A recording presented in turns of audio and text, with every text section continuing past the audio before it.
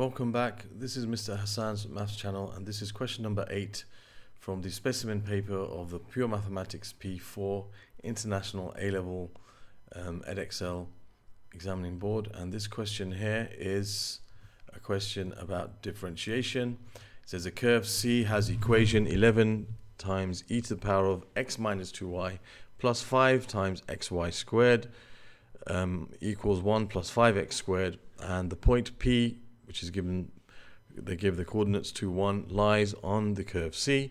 Show that at P dy dx equals minus 2. So we've got to find dy dx. Now dy dx is found by differentiating y with respect to x. Now unfortunately in this type of question here, normally you would make y the subject of the equation and then find dy dx by differentiating both sides with respect to x basically. And here you cannot make y the subject of the formula. You can't write it as y equals some function of x and then differentiate, because y is stuck in this power here and also y is squared, and it's difficult to make y the subject.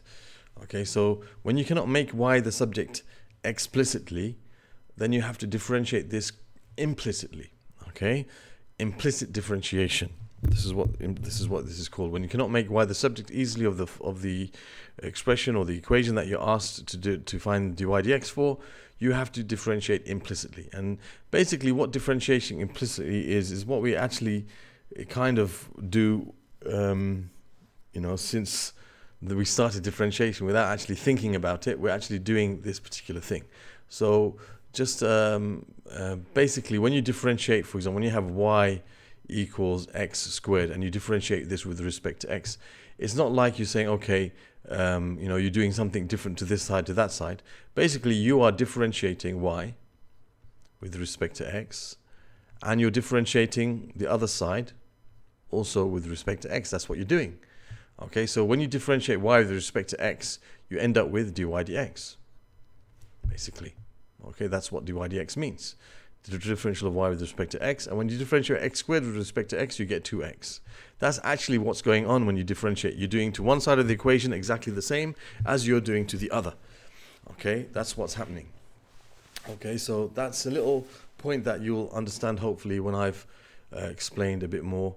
Let's just continue now. First of all, what I'm going to do is I'm going to rewrite this in a way that's easy for me to differentiate. So I'm going to split up this power. So I'll have 11 e to the power of x.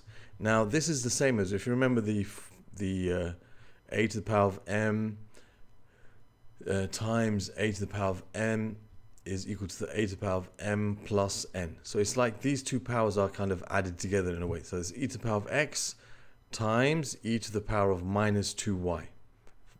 Okay, so I add the two powers, I get x plus minus 2y, which is x minus 2y. I could have written it as e to the power of x over e to the power of 2y, and that's the same thing. But I prefer to write it like this because I'm going to use the product rule. It's a bit easier than the quotient rule to deal with. So that's why I'm writing this as a product here. And I've got 5 times x times y squared equals 1 plus 5x squared. Now I've got it in a form which I can differentiate this part quite easily. As I mentioned, I'm going to use the product rule here. So I'm going to take this as a product of two separate functions. So I have 11 times. So I'm going to call u e to the power of x, and I'm going to call v e to the power of minus 2y. So my u dash, my differential of u with respect to x, is the same as it is before. Now I've got to differentiate v with respect to x. I'm differentiating all of these terms with respect to x. Okay, I'm taking the differential of all of this with respect to x. I'm differentiating the whole of this side with respect to x.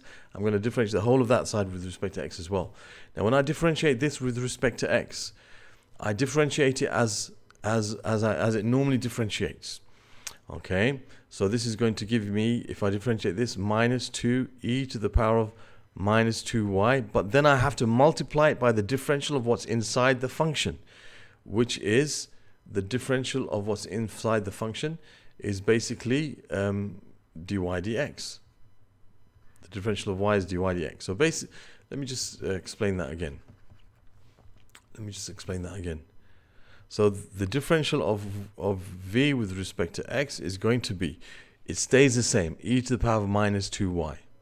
Then I have to multiply by the differential of what's inside the function. So I've got to differentiate minus 2y with respect to x. So I'm going to multiply by minus 2. Okay.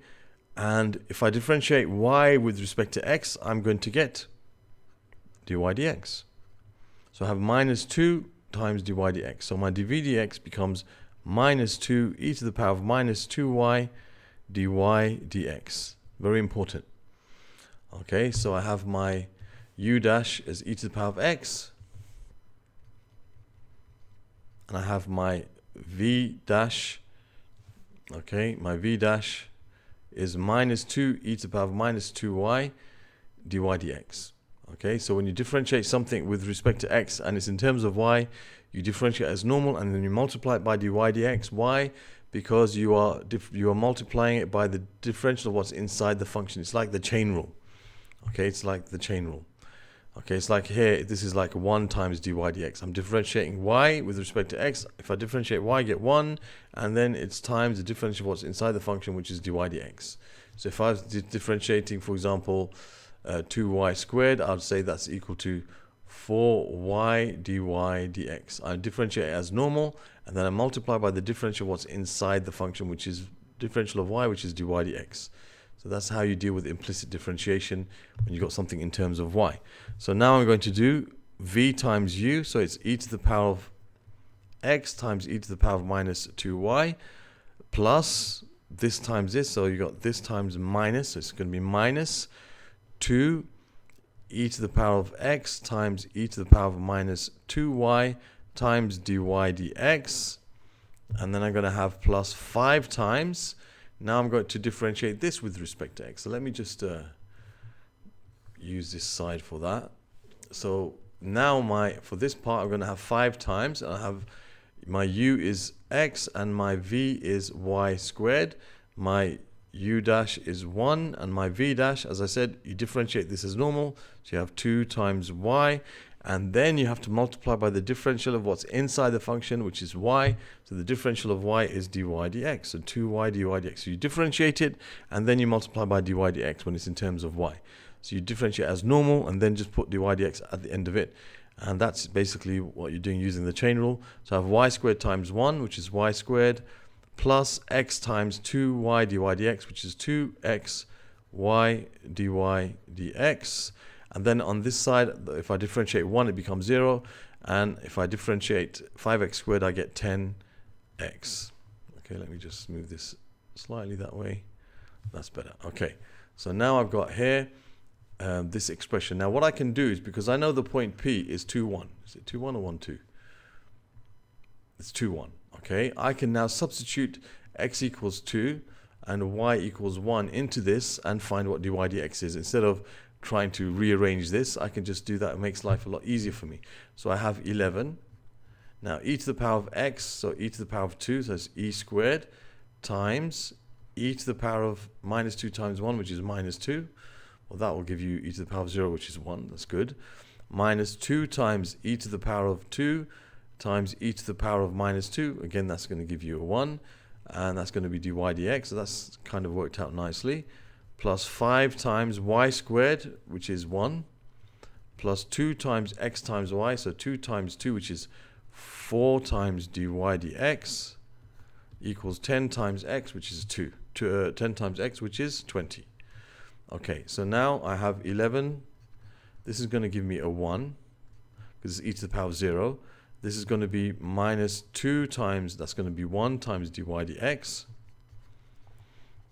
plus 5 times, I'm going to have, let me just expand this actually, because that's simplified inside there. So I have 5 plus 20 dy dx equals 20. So now expanding this part, I have 11.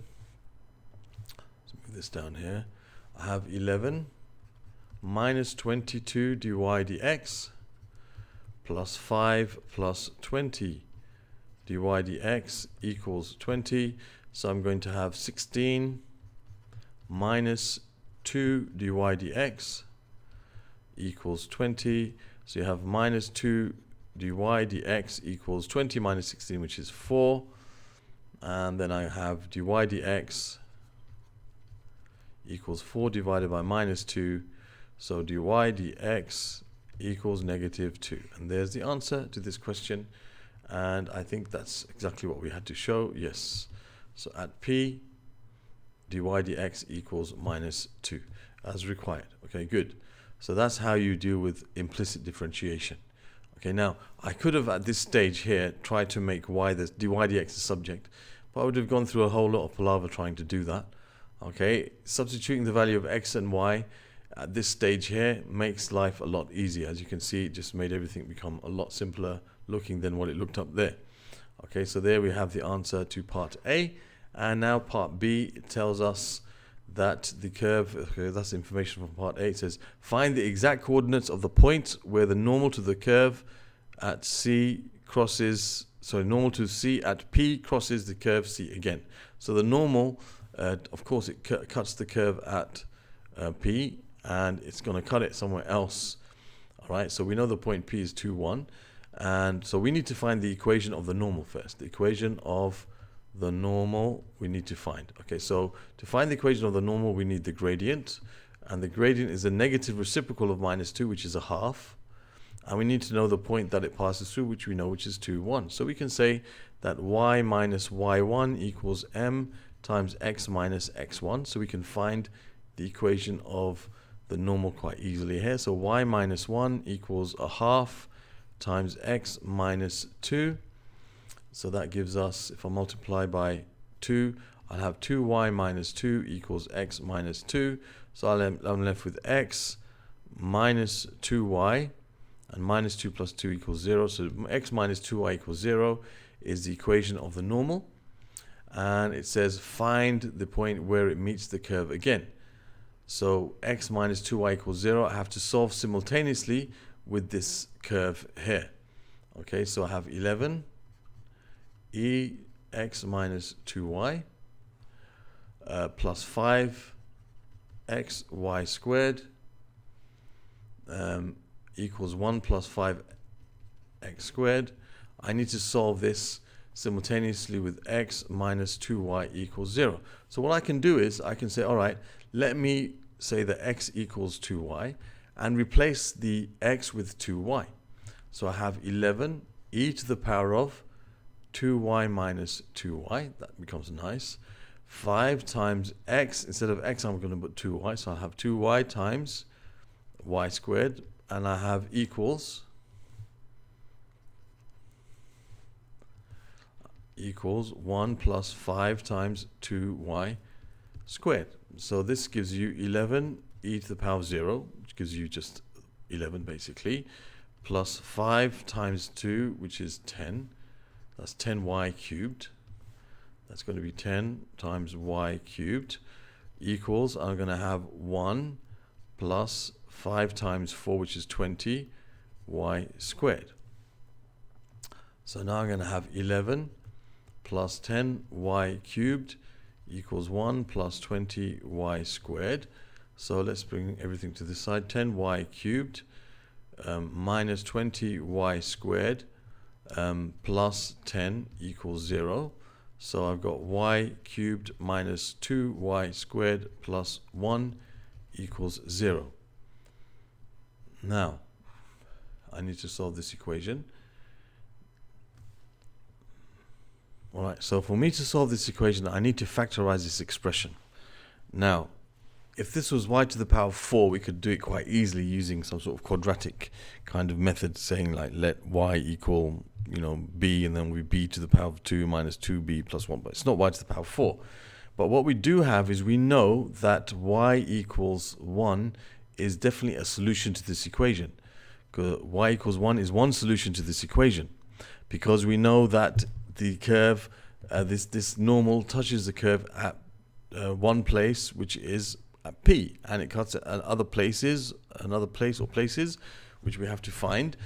So we know y equals 1 is a solution to this expression. So I know that y minus 1 is a factor of this. So I can say that y minus 1 times, let's say, ay squared plus by plus c is definitely going to give me y cubed minus 2y squared plus 1.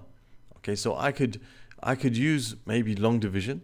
Okay, I can divide this by that and find what my answer is, or I could even use comparing coefficients to find what A, B, and C are. So let me just take this to the other page and continue. Okay, so now, as I said, I could use algebraic division. Let's use algebraic long division. That's probably a bit simpler to do here. So you have y cubed minus 2y squared. There's a y term missing, so I put plus 0y plus 1. Y into y squared, y cubed goes y squared times. You're going to get y cubed minus y squared. Subtracting gives you minus 2y squared plus y squared, which is minus y squared. Bring down the 0y. That's going to give you minus y. Yep, that's going to give you minus y. That's right. So y times minus y times y is minus y squared. And you're going to have minus y times minus 1 is minus y. Subtracting those will give you y, and you're going to have plus 1. And y goes into y 1 times, you're going to have plus 1. And you'll have y minus 0, 0, minus. That's going to give you a y. It should give you y plus 1 here.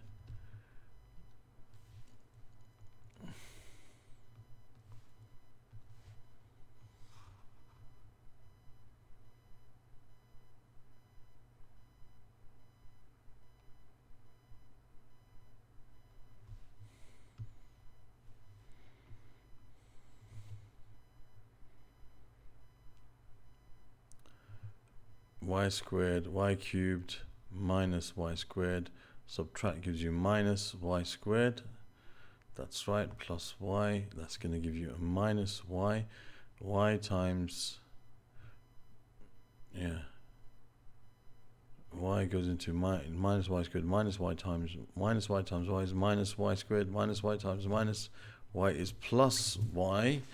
Yes, so that's going to give you a minus y here, and that will be a minus 1, and that gives you minus 1 there. Okay, that's correct. Sorry, there was a mistake there.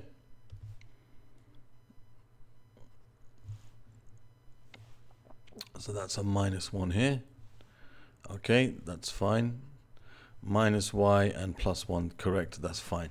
So now I can see that my original expression, okay, which I had, which is y cubed minus 2y plus 1 is the same as y minus 2,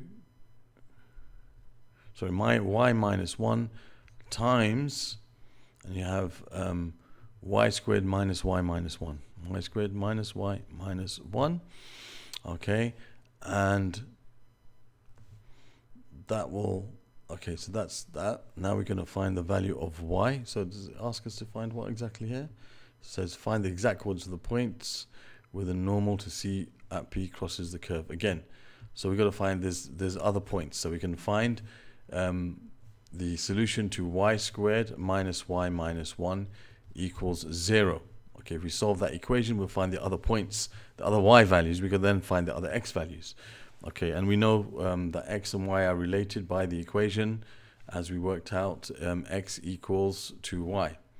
Okay, so wherever we find the y values, x is going to be 2 times the y value. So to solve this equation, I don't think it factorizes, no, so we have to use completing the square or the formula. I'm going to complete the square, so y squared minus y equals 1. I'll have y minus 1 minus a half squared, because half of this coefficient, minus a quarter equals 1. So y minus a half squared equals 1 plus 5 over 4. 1 plus 1 over 4, which is 5 over 4. So you can say y minus a half equals plus or minus root 5 over 2. So y is going to be 1 plus or minus root 5 over 2.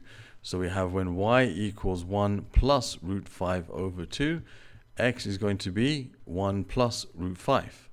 And when y is equal to 1 minus root 5 over 2, x is going to be twice that, which is 1 minus root 5. So the exact coordinates of the other 2 points are 1 plus root 5 and 1 plus root 5 over 2. and the other point is 1 minus root 5 and 1 minus root 5 over 2. And that's the answer to that question. That was a long question. I made a little mistake here in this part here, which threw me off a little bit, but we're okay. We should know that these end up the same. So if you do make a mistake like that, you can always backtrack and see where you made a mistake. So that's basically the answer to this question, which is question number 8 from P4 specimen paper for the International A-Level. Other questions about from this paper will be found in this playlist that should show up over here. Other questions from implicit differentiation can be found on the playlist, which should show up in this playlist over here. You can subscribe to my channel by clicking on this icon, and other questions from any P4 papers that you might want to watch can be found on the card, which shows up from time to time on the video up the top there. Thank you for watching, and see you again soon.